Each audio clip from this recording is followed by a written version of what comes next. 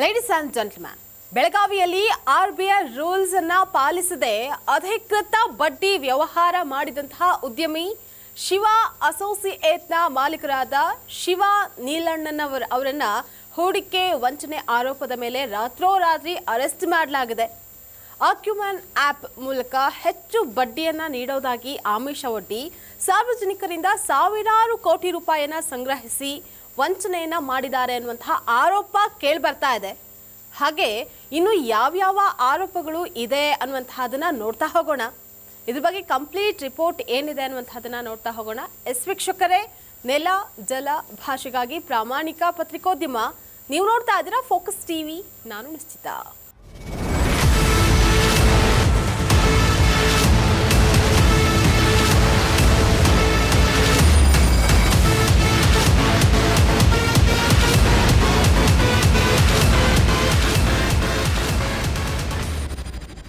ಮುಗ್ಧ ಜನರ ಬಳಿ ಹಣ ಠೇವಣಿ ಇಟ್ಕೊಂಡು 36% ಹೆಚ್ಚುವರಿ ಬಡ್ಡಿಯನ್ನ ಕೊಡ್ತಾ ಇರುವಂತಹ ಶಿವಂ ಅಸೋಸಿಯೇಟ್ಸ್ ಬಗ್ಗೆ ಸಂಪೂರ್ಣ ತನಿಖೆಯನ್ನ ನಡೆಸುವಂತೆ ಜಿಲ್ಲಾಧಿಕಾರಿ ಮೊಹಮ್ಮದ್ ರೋಷನ್ ಬೆಳಗಾವಿಯ ಉಪ ವಿಭಾಗಾಧಿಕಾರಿಗೆ ಸೂಚನೆಯನ್ನ ನೀಡಿದ್ದ ಬೆನ್ನಲ್ಲೇ ಶಿವ ನೀಲಣ್ಣನವರ್ ಅವರನ್ನ ಬಂಧಿಸಿ ರಾತ್ರಿ ಇಡೀ ವಿಚಾರಣೆಯನ್ನು ನಡೆಸಿದ್ದಾರೆ.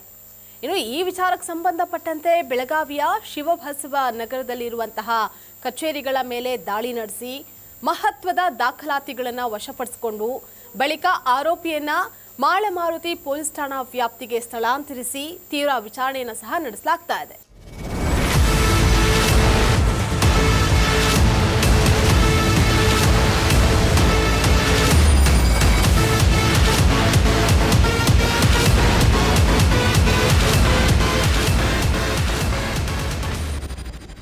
ಶಿವಾನಂದ ನೀಲಣ್ಣನವರ್ ಅವರು ಸಾರ್ವಜನಿಕರಿಂದ, ಅದರಲ್ಲೂ ಮುಖ್ಯವಾಗಿ ನಿವೃತ್ತ ಯೋಧರು ಹಾಗೆ ಮಧ್ಯಮ ವರ್ಗದ ಜನರಿಂದ ಕೋಟ್ಯಾಂತರ ರೂಪಾಯಿಯನ್ನ ಹೂಡಿಕೆ ಪಡೆದುಕೊಂಡಿದ್ರು.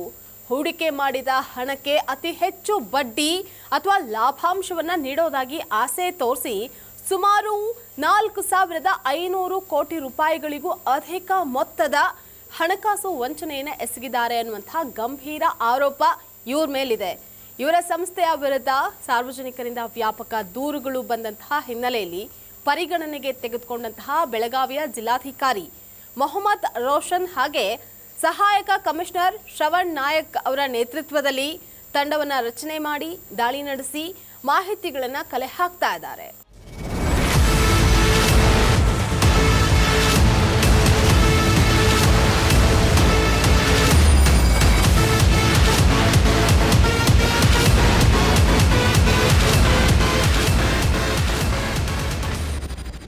ಇನ್ನು ಈ ಪ್ರಕರಣಕ್ಕೆ ಸಂಬಂಧಪಟ್ಟಂತೆ ಈಗಾಗಲೇ ಶಿವಂ ಅಸೋಸಿಯೇಟ್ನ 2 ಕಚೇರಿಗಳು, ನೀಲಣ್ಣನವರ ಮನೆ ಹಾಗೆ ಅಪಾರ್ಟ್ಮೆಂಟ್ನಲ್ಲಿ ಶೋಧ ನಡೆಸಿರುವ ಅಧಿಕಾರಿಗಳು ಬ್ಯಾಂಕ್ ಖಾತೆಗಳು ಹಾಗೆ ಬಾಂಡ್, ಲ್ಯಾಪ್ಟಾಪ್, ಮೊಬೈಲ್, ಡಿಜಿಟಲ್ ದಾಖಲಾತಿಗಳನ್ನು ವಶಕ್ಕೆ ಪಡೆದುಕೊಂಡಿದ್ದಾರೆ.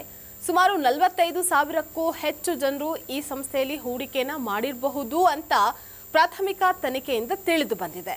ಇನ್ನು 2016ರಲ್ಲಿ ಶಿವಂ ಅಸೋಸಿಯೇಟ್ ಅನ್ನುವಂತಹ ಹೆಸರಿನ ಸಂಸ್ಥೆಯನ್ನು ಪ್ರಾರಂಭ ಮಾಡಿ ನಿಯಮ ಬಾಹಿರವಾಗಿ ಯಾವುದೇ ಪರವಾನಗಿಯನ್ನು ಪಡೆದುಕೊಳ್ಳದೆ ಕಾನೂನನ್ನು ಪಾಲಿಸದೆ 35,000 ಜನರಿಂದ ಹಣವನ್ನು ಹೂಡಿಕೆಯನ್ನು ಮಾಡಿಸಿಕೊಂಡು ಸಾರ್ವಜನಿಕರು ಹೂಡಿಕೆ ಮಾಡಿದ ಠೇವಣಿಯ ಹಣಕ್ಕೆ ಹೆಚ್ಚಿನ ಬಡ್ಡಿಯ ಲಾಭ ನೀಡೋದಾಗಿ ಆಮಿಷ ಒಡ್ಡಿ ಸಾವಿರಾರು ಕೋಟಿ ರೂಪಾಯಿ ಹಣವನ್ನು ಸಂಗ್ರಹ ಮಾಡಿ ಸ್ಟಾಕ್ ಮಾರ್ಕೆಟ್ನಲ್ಲಿ ಹೂಡಿಕೆ ಮಾಡಿ ಹೆಚ್ಚಿನ ಹಣವನ್ನು ಸ್ವಂತಕ್ಕೆ ಬಳಕೆ ಮಾಡಿಕೊಂಡು ಸಾರ್ವಜನಿಕರಿಗೆ ವಂಚನೆಯನ್ನ ಮಾಡಿದ್ದಾರೆ. ಈಗ ಸಿಐಡಿ ಅಧಿಕಾರಿಗಳು ಮಾಳಮಾರುತಿ ಪೊಲೀಸ್ ಠಾಣೆಗೆ ಭೇಟಿ ನೀಡಿ ವಿಚಾರಣೆಯನ್ನು ನಡೆಸ್ತಾ ಇದ್ದಾರೆ.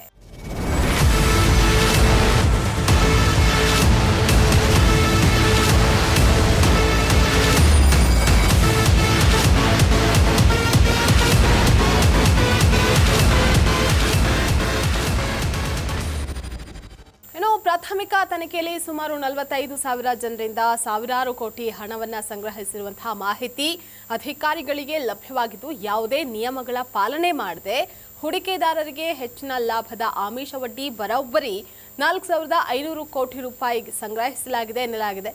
ಇನ್ನು ಇವರನ್ನ ಇವತ್ತು ನ್ಯಾಯಾಲಯಕ್ಕೆ ಹಾಜರುಪಡಿಸಲಾಗುತ್ತೆ. ಕಸ್ಟಡಿ ಪಡೆಯುವಂತಹ ಸಾಧ್ಯತೆ ಕೂಡ ಇದೆ. ಕಳೆದ ಕೆಲವು ಸಮಯದಿಂದ ಶಿವಾನಂದ ನೀಲಣ್ಣನವರ್ ಅವರು ಸಾಮಾಜಿಕ ಜಾಲತಾಣಗಳಲ್ಲಿ ತಮ್ಮ ವಿವಾದಾತ್ಮಕ ಹೇಳಿಕೆಗಳ ಮೂಲಕವೇ ಸುದ್ದಿಯಲ್ಲಿದ್ದಂಥವರು. ಆದರೆ ಈಗ ವಂಚನೆಯ ಆರೋಪ ಕೇಳಿಬಂದಿದ್ದು ಪೊಲೀಸರ ಅತಿಥಿಯಾಗಿದ್ದಾರೆ. ಸದ್ಯದ ಮಾಹಿತಿಯ ಪ್ರಕಾರ ಅಧಿಕಾರಿಗಳು ಏನೇ ಪ್ರಶ್ನೆ ಕೇಳಿದ್ರು ಕೂಡ ಓಂ ನಮಃ ಶಿವಾಯ ಅನ್ನುವಂತಹ ಉತ್ತರ ಮಾತ್ರ ಸಿಗ್ತಾ ಇದೆ ಅನ್ನುವಂತಹ ಮಾಹಿತಿ ಲಭ್ಯ ಆಗಿದೆ. ಇದಾಗಿತ್ತು ಈ ಕ್ಷಣದ ಅಪ್ಡೇಟ್. ನೆಲ ಜಲ ಭಾಷೆಗಾಗಿ ನೋಡ್ತಾ ಇರಿ ಫೋಕಸ್ ಟಿವಿ.